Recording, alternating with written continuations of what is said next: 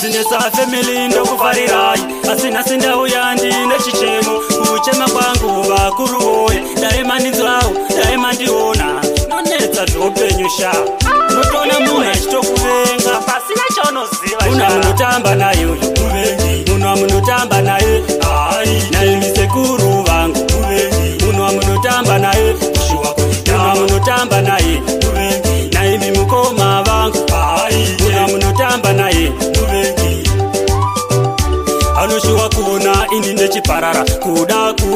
iye kundigemsa manje upenyu hwangu iye aufarira ndoita sei naiye munhu apa futi asi weukama anoshuwa kuda kundidhama naisa matenga sezvechidai zvinondibaya panhongonya saka ndati munhu amunotamba naye uyu kuvengi munhu amunotamba naye ai naye misekuru vangu kuvengi munhu amunotamba naye kushuwa munhu amunotamba naye kuvengi naye mimukoma vangu ai munhu amunotamba naye kuvengi ndosaka paya ini ndakataura kuti vana venyu vamakasika naye samatenga pindirai upenyu hwacho hunorema unotovengwa ngeshamwari yemunhu anotoshuwa kuda kundidhama apa pandinofawo nechimwe chinhu sei echidaro asi weukama saka ndati munhu amunotamba naye uyu kuvengi munhu amunotamba naye ai naye misekuru vangu kuvengi munhu amunotamba naye kushuwa munhu amunotamba naye kuvengi naye mimukoma vangu ai munhu amunotamba naye kuvengi anoshuwa kuona ini ndechiparara kuda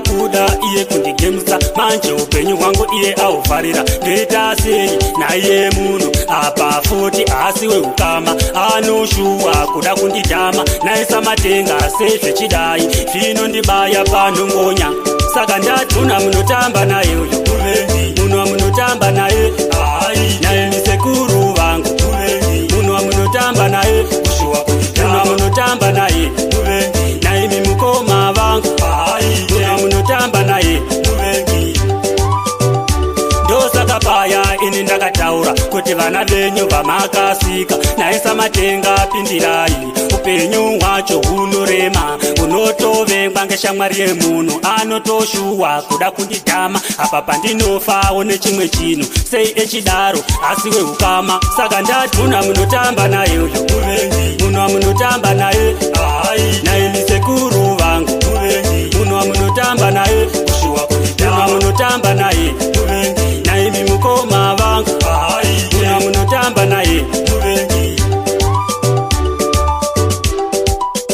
sikapimotindini ndati ndizvitaure vakuruwoye penyu hwacho hunorema yo DJX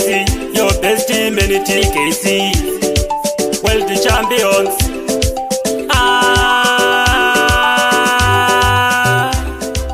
handizi pakutuka